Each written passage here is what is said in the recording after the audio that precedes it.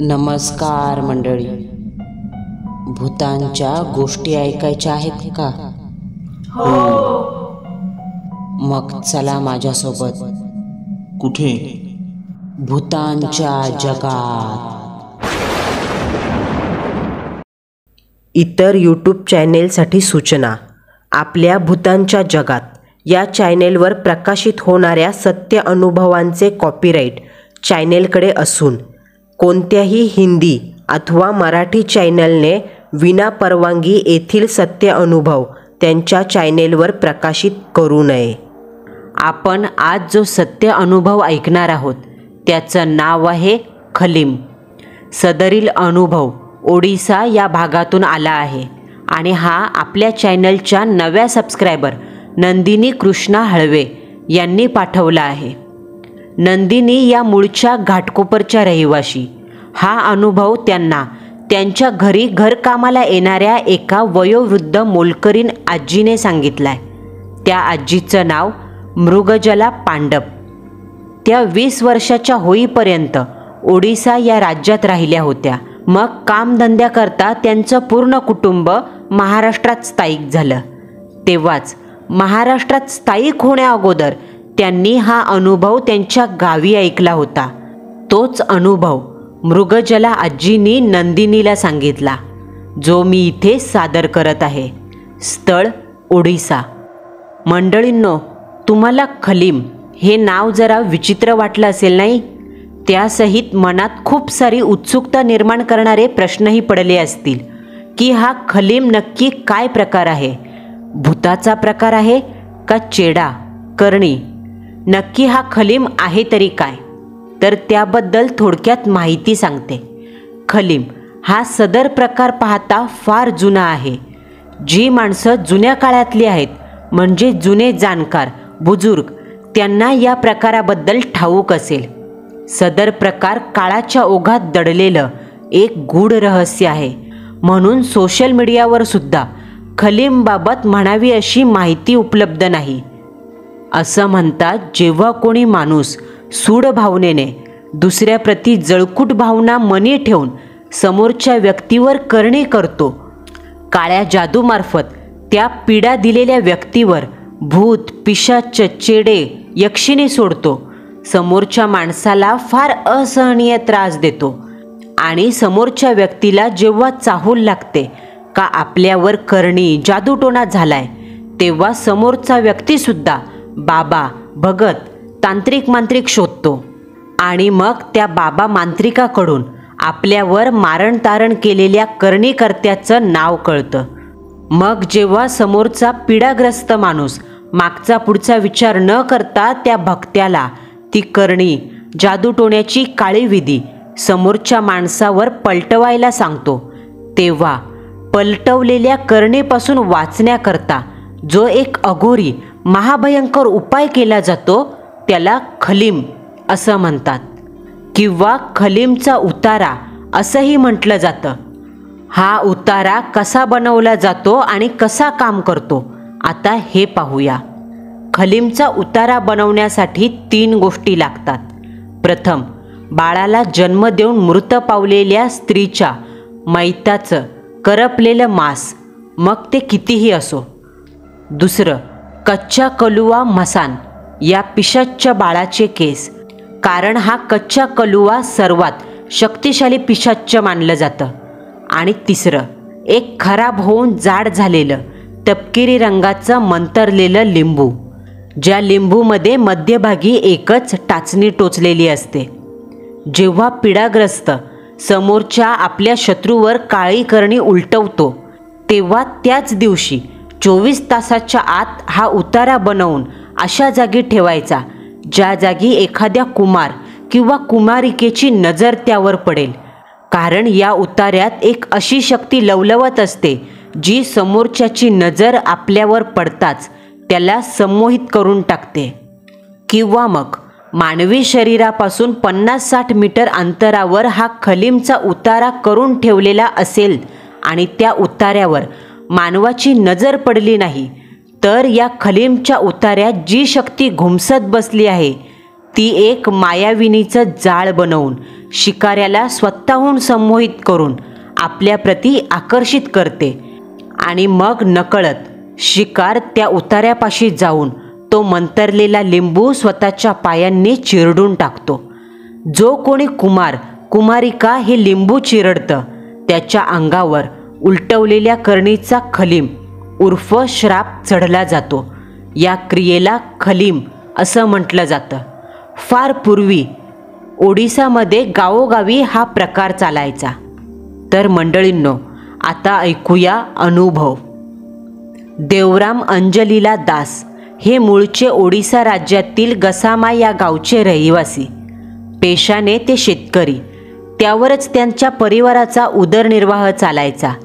तसंही त्या काळी नोकरी नसायचीच.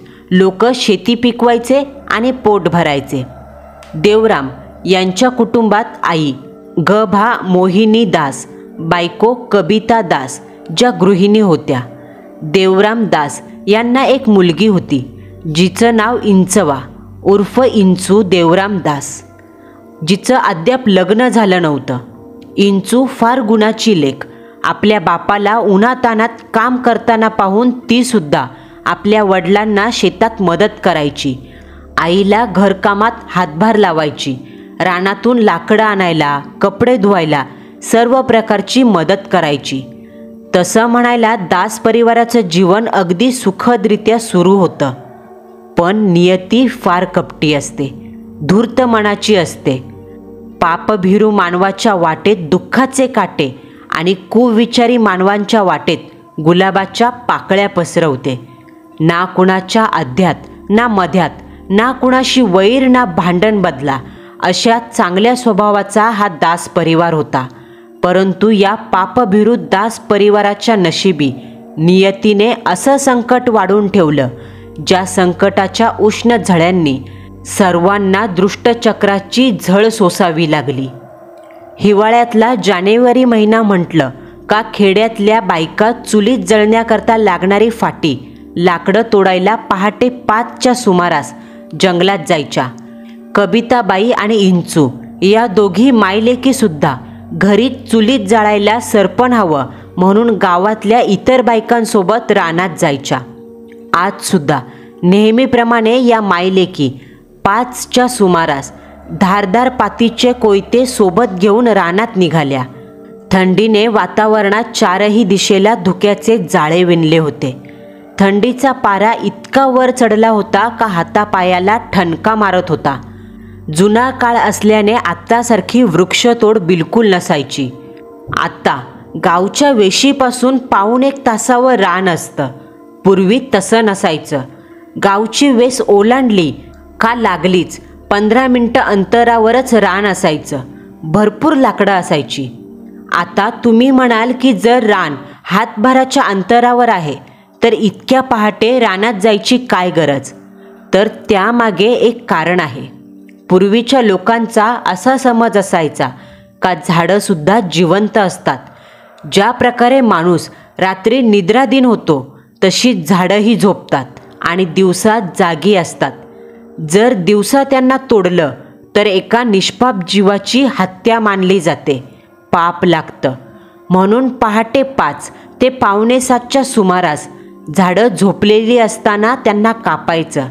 पूर्वीच्या लोकांचा असा समज आहे का असं केल्याने पाप लागत नाही. आता यात किती तथ्य मला ठाऊक नाही, पण मृगजला आजीने हे अनुभवात सांगितलं. असो, कबिताबाई आणि इंचू या रानात पोहोचल्या. दोघींच्या अवतीभोवती कुठे बसकी, बुटक्या, भूतांसारखी झुडपं होती, तर उन्हाच्या उष्णतेने झाडावरची गळून पडलेली पानांची उंच, वाकड्या तिकड्या फांद्यांची चेटकी झाडं उभी होती. खालचं गवत उन्हाचा उष्ण मारा खाऊन तपकिरी तांबूस रंगाचं होऊन पिकून गेलं होतं. थंडीचा जोर फार असल्याने इंचूला जाम थंडी भरली. दात कडकड आपटत ओठ थरथरू लागले. हातापायाला मोहरी एवढे फोड आले. तसं तिने आईला कापरत्या आवाजात म्हटलं, आई, जाम थंडी आहे, शेकोटी पेटवू का? जरा शेकू आणि मग जाऊ हवं तर फाटी तोडायला. इंचू दोन्ही हातांचे दंड घासत म्हणाली. तिच्या त्या वाक्यावर कविताबाईंनी होकारार्थी मान हलवली. ठीक आहे म्हणाल्या. त्या दोघींबरोबर आलेल्या गावातल्या बायका फाटी तोडायला निघून गेल्या होत्या. या दोघीच आता एका बाजूला चांगली जागा शोधून शेकोटी पेटवून शेकत बसल्या. तोच इंचूला असा भास झाला का कोणीतरी पाठीमागे जरा दूर उभं राहून आपल्याला पाहत आहे. इंचूने 2 सेकंद डोळे बारीक करून समोर पाहिलं आणि गरकन मान मागे वळवून पाठी पाहिलं. तसा एक क्षणासाठी इंचूला भास झाला डोळ्यासमोरून काहीतरी लागलीच सरकलं आहे. ते जे काही उभं होतं त्याला आपण मागे वळून पाहणार हे आधीच कळलं होतं, म्हणून ते लागलीच लपलं असावं. वातावरणात पडलेल्या थंडीवर औषध म्हणून आग आपलं काम बजावत होती. 10 मिनटं शेकून झाल्यावर शरीरात ऊब निर्माण झाली. तशा या दोघी मायलेकी शेकोटीवरून उठल्या. माती टाकून शेकोटी विझवली. आई, मी इकडं फाटी भेटतात का पाहते, तू तिकडं बघ, इंचू आपल्या आईला म्हणाली आणि डाव्या बाजूला निघून गेली. तर कविताबाई सरळ निघून गेल्या. आताशा वातावरणात हळूहळू उजाडायला सुरुवात झाली. दिशांचा अंधार गळून पडला. पहाटेचा मंद प्रकाश आजूबाजूला पसरला. त्याच प्रकाशात पांढऱ्या वस्त्रातल्या हडळीसारखं धुक्यांचं पुंजकं इकडं तिकडं फिरू लागलं. इंचू हातात कोयता घेऊन आजूबाजूला कुठे काही जाळण्यासारखं झाड दिसतंय का हे शोधत पुढे निघाली. आजूबाजूला धुक्यांची गडद अशी भिंत उभारलेली दिसत होती. त्यात लाकडावर कोयत्याचे घाव घातल्याचे धप धम एका लयीत भेसूर हृदयात कळ उठवणारे आवाज घुमत होते. इंचू आजूबाजूला कोणतं जळेल असं झाड शोधत पुढे पुढे निघाली. तोच मनातल्या चेतनेला एक जाणीव लागली. आपल्या उजव्या हाताच्या बाजूला कोणीतरी अज्ञात उभं असल्याची जाणीव. मेंदूने इशारा दिला, उजव्या बाजूला वळून बघ. तसं नकळत इंचूने सर्व शरीर उजव्या दिशेला वळवलं आणि तिची नजर समोर गेली. समोर पाहताच नजरेला एक हाडकुळं कुपोषित आकार दिसला. समोर एक जख्खड म्हातारी उभी होती. त्या म्हातारीच्या काटकी देहावर एक लुगडं घातलं होतं. छातीवर फुलबाह्यांचा ब्लाऊज. चेहऱ्यावरची त्वचा वयोमानाने गळून गेलेली. डोक्यावरचे केस पांढरे पडलेले. देहावरची कातडी थंडगार दुधासारखी पांढरी होती आणि डोळ्याखाली तपकिरी वर्तुळं उमटली होती. गळ्यात एक चांदीचा कसला तरी हार होता आणि दोन्ही हातात चांदीच्या कड्यांसारख्या बांगड्या होत्या. न जाणो किती उशीर झाला, पण इंचू निर्जीव पुतळ्याप्रमाणे जागेवर उभी राहून त्या म्हातारीकडे पाहत होती. हळूच त्या म्हातारीचा उजवा काटकी, होय काटकीच, कारण त्या हाताला चिकटलेलं मांस फक्त नाममात्र होतं. तो हात हळूच वर आला. हाताला एकूण 6 बोटं होती, लांब सडसडीत शेवग्याच्या शेंगेसारखी. त्या हाताच्या बोटांना काळीशार खुरांसारखी वळवळती नखं होती. इधर आ बच्चा. त्या थंड वातावरणात म्हातारीच्या तोंडाची हालचाल झाली आणि इंचूला तिचा तो काळा अंधार जमा झालेला जबडा दिसला. असं वाटत होतं ती म्हातारी इंचूपासून 30-40 मीटर अंतरावर असेल, पण आवाज मात्र हातभर उभ्या माणसासारखा कानावर आला. त्या आवाजात लाघवी मधुर सूर होता आणि एक आज्ञा, हुकूम. तो आवाज जसा इंचूच्या कानात घुसला, तिच्या डोळ्यांसमोर 2 सेकंदाकरता अंधारी आली. सर्व शरीर ताठरलं गेलं. मेंदूचा कब्जा काढून घेतल्यासारखं झालं. सर्व शरीर असून नसल्यासारखं भासू लागलं. हातपाय सर्व काही आपोआप पुढे जात होतं. उघड्या डोळ्यांना सर्व काही घडताना दिसत होतं. शरीर आपलं आणि हालचाल नियंत्रण जणू दुसरंच कोणीतरी करत आहे असं वाटत होतं. किंवा हा अभद्र कल्पनेपलीकडचा प्रकार अमानवीय शक्तीचं संमोहन तर नव्हतं. इंचूला दिसलेली ती म्हातारी, तिने वर केलेला हात आणि मग दिलेली हाक, होय नक्कीच हे अमानवीय ध्यानाच्या हाकेने इंचू संमोहित झाली होती. तिचे डोळे निर्विकार झाले, चेहरा पांढरा पडला. दोन्ही हात अलगद खाली सोडत ती एकटक समोर पाहत होती. तिच्या नजरेला खलीमच्या उतार्यात कैद केलेल्या घुमसत्या शक्तीने मोहिनी टाकली, जे त्या म्हातारीच्या रूपात तिच्या समोर उभं होतं. ए, इकडे ये, माझ्या जवळ ये. लिंबूची रड. हळूहळू आवाजातला गोडवा नाहीसा होत तिथे खसखसता वर्षभर तेल न मिळालेल्या बिजागरीचा जसा आवाज येतो तसा चिरकस भसडा आवाज त्या म्हातारीच्या तोंडून निघाला. संमोहित झालेली इंचू. तिला काय माहीत, समोर एक अभद्र ध्यान उभंय जे आपल्या मरणावर टपलंय. आपण स्वतःहून मृत्यूच्या मुखात जातोय. इंचू चालत त्या म्हातारीपाशी आली. अगदीच जवळ, हातभर अंतरावर ते ध्यान उभं होतं. त्या ध्यानाच्या बाजूला पहाटेचं पांढरं धुकं वाहत होतं. एका क्षणाला असा भास व्हायचा ते धुकं त्या ध्यानाच्या देहातून आरपार वाहत जातंय. जणू निसर्ग सांगू पाहत होता, समोर उभं खरं नाही, भास आहे, माया आहे, सावध हो, अन्यथा परिणाम वाईट होतील. ये, पुढे ये. लिंबूची रड. त्या म्हातारीच्या तोंडून तो आवाज निघाला. बोलताना तिचे किडलेले काळेशार दंत दिसायचे, ज्या दंतांवर एक आसुरी हसू होतं. त्या म्हातारीची ती पिवळसर उलट्या पायाची जोडी तिथंच होती. तिथेच खाली जमिनीवर केळीच्या पानावर खलीम उतरून टाकला होता. त्या उतार्यात जळालेलं मांस, काळे केस आणि तपकिरी रंगाचा लिंबू ठेवला होता, ज्यात एकच टाचणी टोचली होती. त्या लिंबावर चंदनाचा लेप, हळद, कुंकू, बुक्का याचा मारा आणि 5-6 रक्ताचे सुकलेले काळे झालेले थेंब दिसत होते. इंचूने आज्ञाधारकपणे हळूच आपला उजवा पाय उचलला आणि इंचूचा पाय हवेतच होता. तोच ही क्रिया पाहून त्या म्हातारीच्या ओठावर कुत्सिक हसू उमटलं. तिने आपल्या घाऱ्या चिंचोळ्या डोळ्यांची हालचाल केली आणि तिची नजर जशी त्या उतारातल्या लिंबावर पडली, तोच उतार्यात ठेवलेले लिंबू हळूच बिना आधाराने जागेवरून हललं आणि गोल गोल फिरत गडगडत उतार्यातून बाहेर पडलं. थेट इंचूच्या पायाच्या तळव्याखाली आलं. त्या क्षणी इंचूचा पाय हळूच खाली गेला आणि इंचूच्या पायाने ते लिंबू चिरडलं. लिंबू चिरडताच त्यामध्ये असलेली टाचणी इंचूच्या पायाच्या तळव्यात इतकी आत जाऊन घुसली का बास. लिंबू चिरडताच आत असलेली घुमसती शक्ती, तिचं बंधन तुटलं आणि त्या शक्तीचा श्राप इंचूला बसला. तिचं सर्व शरीर अंगात देवीचं वारं घुसल्यागत जागेवर उभ्या उभ्या थरथरू लागलं. डोळ्यांची बुबळं कोपऱ्यात गेली आणि डोळे सफेद कवडीसारखे दिसू लागले. त्या उघड्या तोंडातून काळी लाल बाहेर पडत होती. त्याच थरथरत्या अवस्थेत इंचू जमिनीवर कोसळली.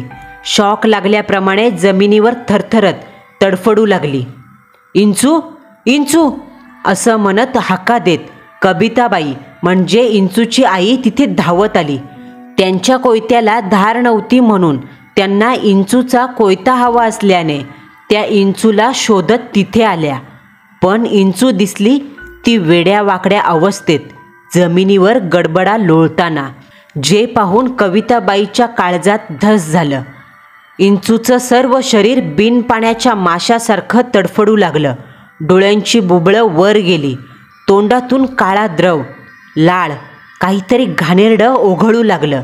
हातापायाची बोटं मुडपली, वाकडी झाली. इंचू, इंचू काय होतंय बाळा, काय होतंय?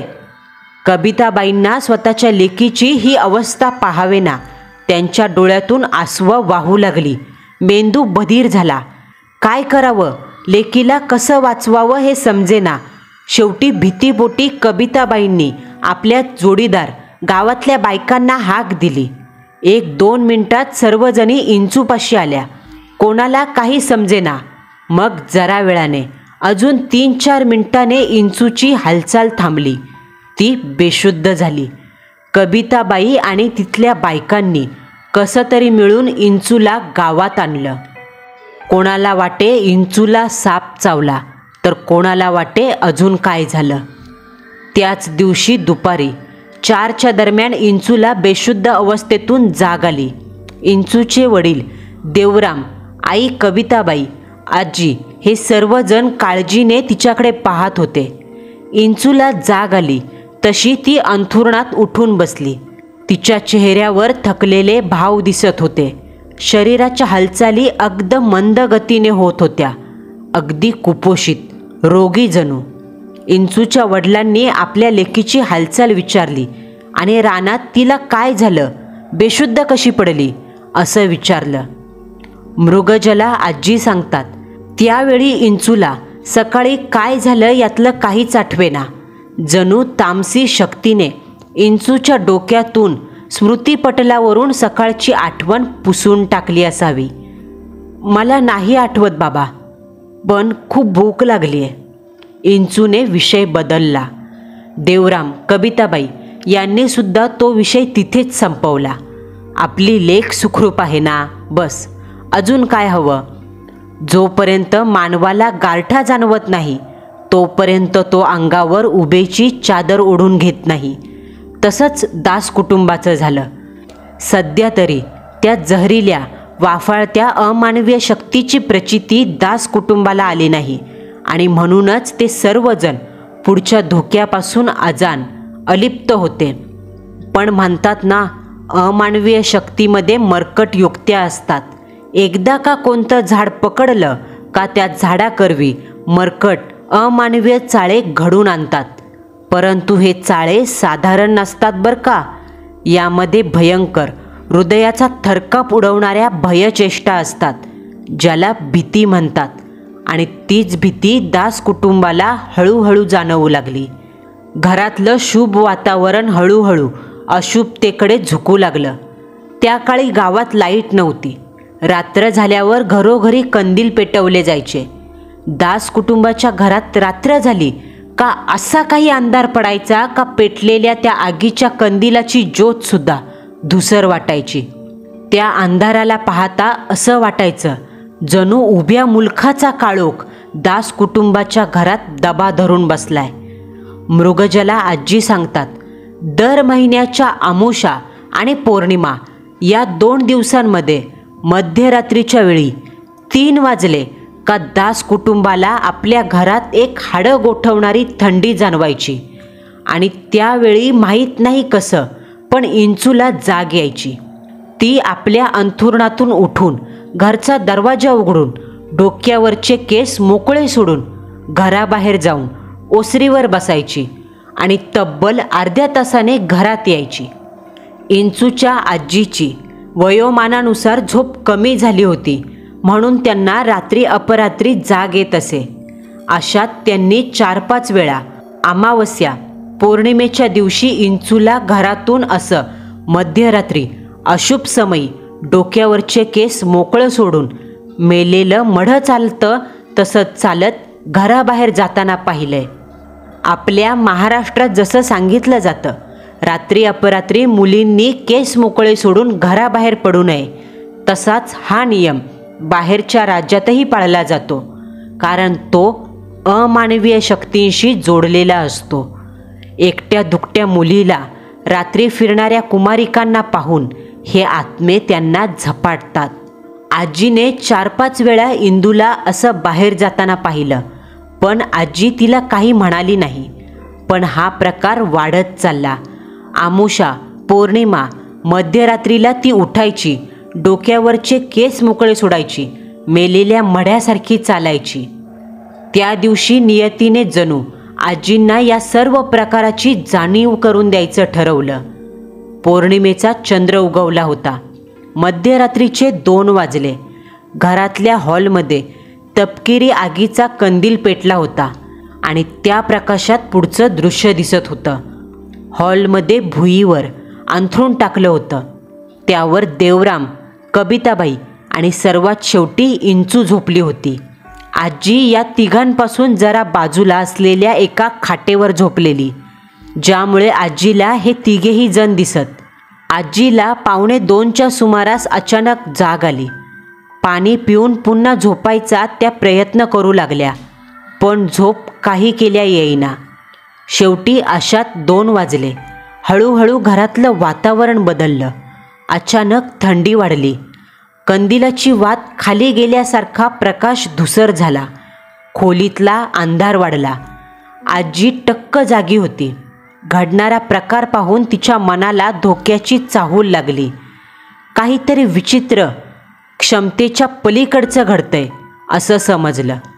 तोच आजीची नजर अंथरुणात झोपलेल्या या तिघांवर पडली. देवराम, कविता यांच्या व्यतिरिक्त तिसरी आकृती म्हणजे इंचू. तिची पटकन हालचाल झाली. अंडरटेकर शवपेटीतून उठावा तशी कमरे इतका भाग इंचूने वर आणत एका मेलेल्या प्रेतासारखी ती झोपेतून खाडकन उठून जागेवर बसली. तेवढ्या वेळेत आजीला बाहेरून गल्लीबोळात झोपलेल्या भटक्या कुत्र्यांचा गळा फाडून आक्रोश करत रडण्याचा आवाज ऐकू आला. त्या मुक्या जनावरांना या अघटित अस्तित्वाची चाहूल झाली असावी. पाहता पाहता इंचूचे बांधलेले केस आपोआप सुटले. त्यांच्या झिंज्या झाल्या. नाक, गाल, डोळे सर्व चेहरा झाकत ते केस पुढे आले. इंचू जागेवरून उठली. दरवाजापाशी आली. चालत येताच त्या शक्तीच्या लहरींचा एक अमानवीय चमत्कार घडला. इंचूने हात न लावताही तिच्या समोरचा दरवाजा आपोआप उघडला. हे दृश्य पाहताच आजीच्या अंगात शिरशिरी आली. तिला एक झटका बसला. उघडलेल्या दरवाजातून उगवलेल्या पौर्णिमेचा दुधाळ प्रकाश हॉलमध्ये घुसला. इंचू त्याच प्रकाशात चालत घराबाहेर आली आणि त्या प्रकाशात जे दृश्य 2 सेकंदाकरता आजीला दिसलं ते पाहून त्यांचा आत्मा लटलटा कापू लागला. थंडीतही आजीला घाम फुटला. तिची दातखिळी बसली. इंचू पौर्णिमेच्या चंद्राच्या प्रकाशात बाहेर गेली तेव्हा तिचे पाय हडळीगत उलटे होते. पायांचा रंग प्रेताळ पांढरा होता. पायांची नखं टोकदार झाली होती. आजीला फार भीती वाटली, पण समोर पाहिलेल्या दृश्यावर विश्वास कसा ठेवायचा? आपल्याला भास झालाय का नको तो विचार स्वतःच डोक्यात येतोय असं म्हणत उत्सुकतेपोटी खात्री करण्यासाठी आजी जागेवरून उठली. आजी दबकत पावलांचा आवाज न होऊ देता दरवाजापाशी आली. चौकटीवर हात ठेवून चोरट्या नजरेने बाहेर पाहिलं. बाहेरच्या प्रकाशात गावातली बसकी, झोपडीसारखी काळी निळी घरं दिसत होती आणि त्याच प्रकाशात दास कुटुंबाच्या घराचं अंगण दिसत होतं. अंगणात बोरीचं झाड होतं आणि त्या बोरीच्या झाडाची काळी सावली शेणाने सारवलेल्या अंगणात पडली होती. त्या सावलीत इंचूची पाठमोरी आकृती उभी दिसत होती. डोक्यावरचे केस मोकळे, पाठीपर्यंत आलेले. ती तिच्या दोन्ही हातांनी काहीतरी पकडून मिचक्या मारत खात होती. मध्येच कोंबडीचं नवजात पिल्लू वेदनेने चिरकावं असा आवाज 1 सेकंदाकरता ऐकू आला आणि हाडं मोडल्याचा कडकड आवाज झाला. तो आवाज ऐकून आजींना आठवलं, आज सकाळीच पाळलेल्या कोंबडीने 4-5 अंड्यांमधून पिल्लं आज सकाळीच पाळलेल्या कोंबडीच्या 4-5 अंड्यांमधून पिल्लं बाहेर आली होती. अचानक इंचूच्या देहाची हालचाल थांबली. पाठमोऱ्या अवस्थेत तिच्या तोंडातून भयंकर अशी गुरगुर बाहेर पडू लागली. आजीच्या मनाने त्या क्षणी धोक्याचा रेड अलर्ट ओळखला. त्या दारापासून मागे सरल्या. तोच इकडे इंचूच्या देहात घुसलेल्या ध्यानाने गर्कन मागे वळून पाहिलं, पण तिच्या नजरेला कोणीच दिसलं नाही. आजी परत आवाज न करत हळूच खाटेवर येऊन बसली. भीतीच्या दिशेने तोंड करून झोपण्याचं नाटक करून पडून राहिली.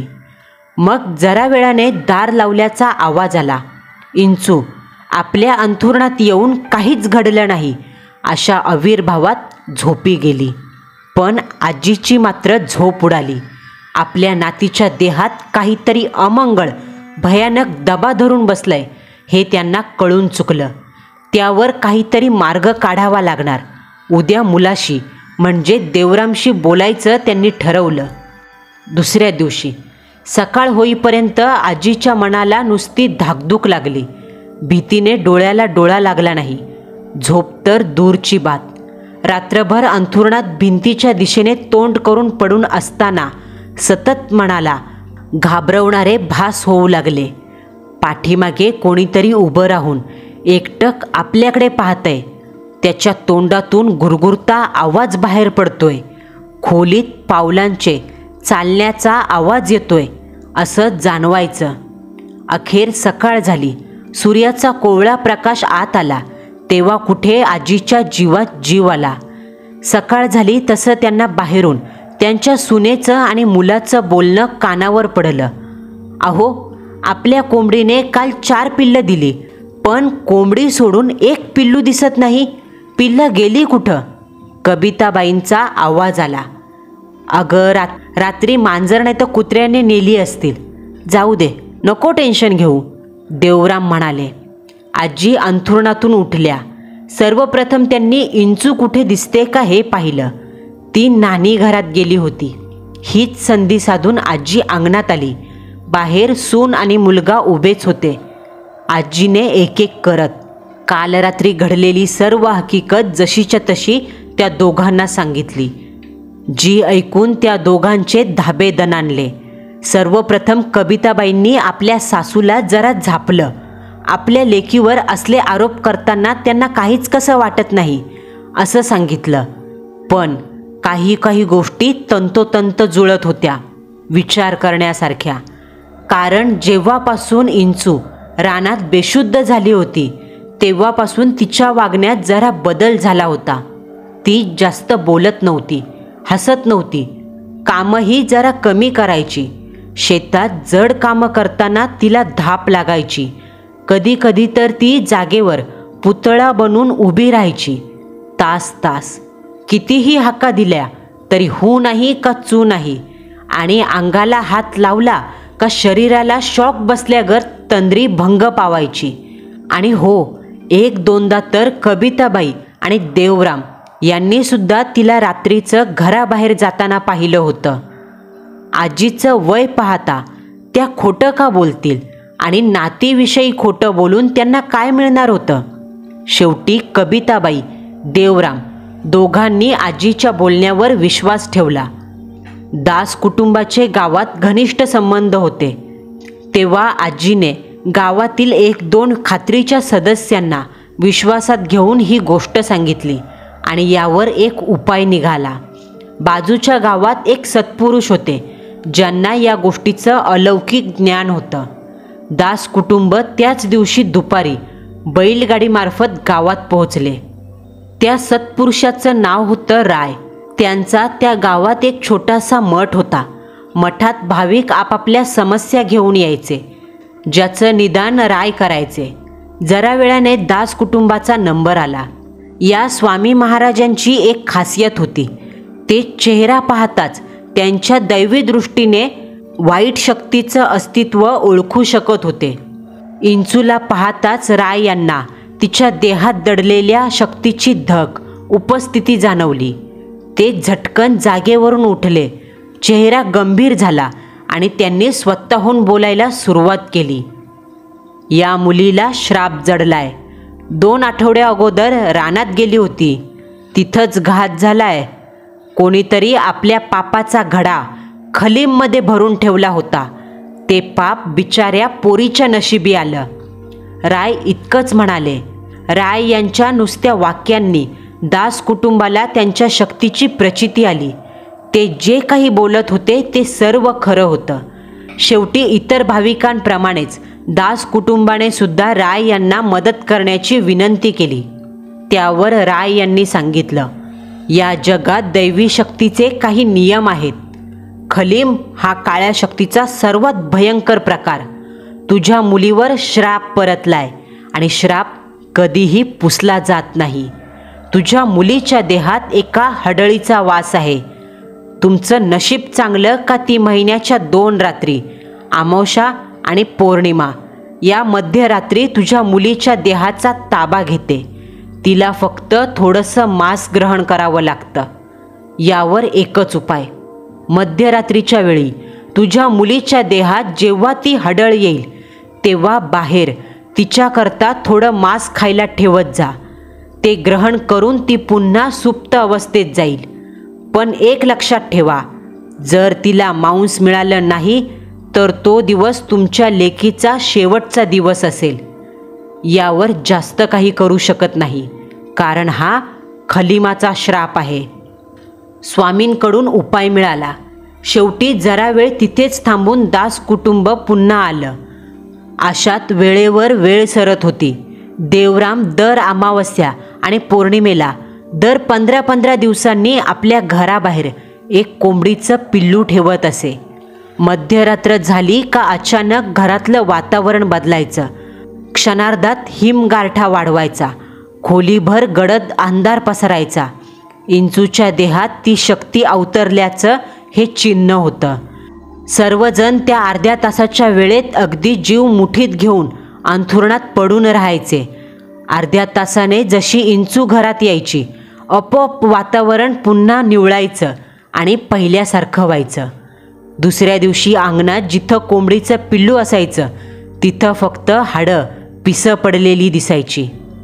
म्हणतात ना, कधीतरी अशी वेळ येते का कितीही देवभोळा भक्त असला तरी तो देवासमोर दिवा लावायचा विसरतोच. हे विधिलिखित आहे.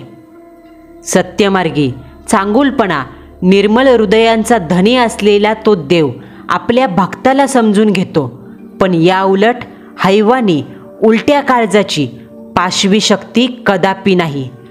तर झालं असं. वर्षभर सर्व काही सुरळीत होतं. महिन्यातले ते 2 दिवस दास परिवार इंचूच्या देहातल्या त्या हडळीकरता उतारा बाहेर ठेवायचे. पण एक दिवशी झालं असं. देवराम याच्या आजीची तब्येत खालावली आणि त्यातच त्यांचं निधन झालं. आपल्या आईच्या मरणाने देवराम फार दुःखी, शोकांतिक झाले आणि अशात ते विसरले. 2 दिवसावर पौर्णिमा आहे. आपल्याला उतारा ठेवायचा आहे. ठरल्याप्रमाणे तो दिवस उजाडला. रात्री अचानक घरातलं वातावरण बदलून गेलं. गडद अंधार पसरला. इंचू अंथरुणातून उठली, बाहेर आली. बाहेर येताच तिला नैवेद्य, खाद्य मिळालं नाही. भुकेने व्याकुळ झालेलं ते ध्यान, त्याला मरणाची भूक लागली होती. अशात इंचूच्या गारगोटी दुधाळ कवड्यांच्या नजरेला समोर विषारी काळाकुट्ट नाग जाताना दिसला. भुकेने चवताळून उठलेल्या त्या ध्यानाने नागाला पकडलं आणि त्याच्या फण्याचा लचका तोडला. माखलेल्या लाल रक्ताळलेल्या तोंडाने ते ध्यान विष खाऊ लागलं. दुसऱ्या दिवशी कबिताबाईंना सकाळी ओळखीच्या 2-4 बायकांनी झोपेतून उठवलं.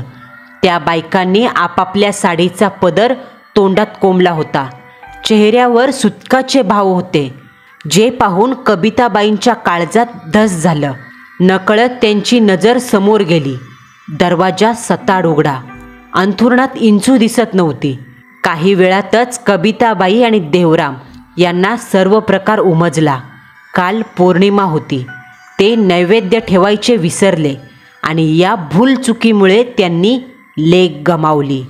आणि त्यांच्या कानावर स्वामी राय यांचं वाक्य घुमलं, एक जरी दिवस चुकला तर तो तुमच्या लेकीचा शेवटचा दिवस ठरेल.